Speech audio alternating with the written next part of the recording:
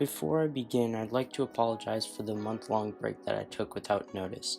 I'm sorry about that. It came out of nowhere. I ended up being busy for about 3 weeks straight, and now I'm back, and let's get into today's video. So we made it. No more North America. It's time for South America, specifically Colombia. However, we are not done with North America yet, because the area of Colombia that I'm talking about can be argued as a part of North America. The topic of today's video is the San Andres and Providencia Islands. First, a brief history, starting in 1510 with Spain's claim to the islands. In 1544, the territory was put under the Captaincy General of Guatemala and their administration.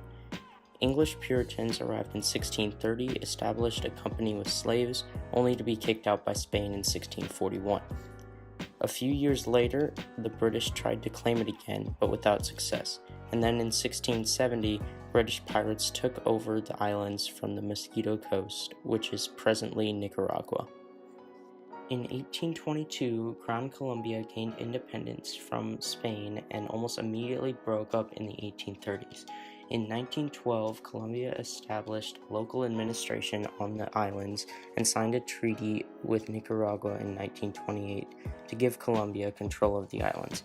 Nicaragua made several attempts to take back the islands by refuting the treaty in 1980 and 2001, which both failed, and in 2012 the International Court of Justice ruled that the islands belonged to Colombia once and for all, ending all disputes.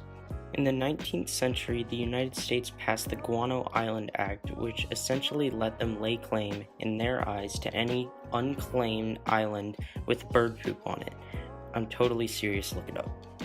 Anyway, some of the 10 islands and atolls that Colombia claimed, the US didn't recognize. So the United States claimed 5 small islands, atolls, and banks, and has since abandoned 3 in 1981. The US still considers the Serranía Bank and the Bajo Nuevo Bank to be unincorporated territories of the United States. Now for some quick facts.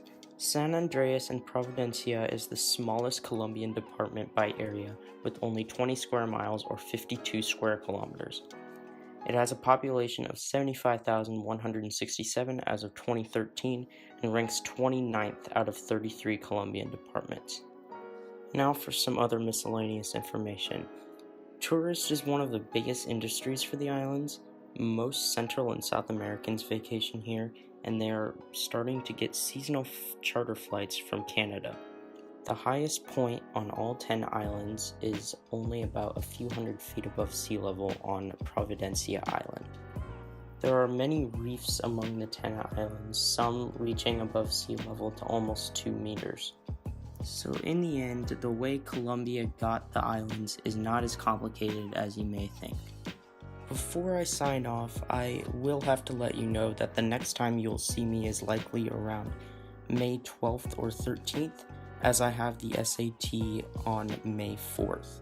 So I will likely see you in 2 weeks after this. Anyways, that's it. I hope you all learned something. Subscribe to the channel, like the video, and I'll see you all in about 2 weeks.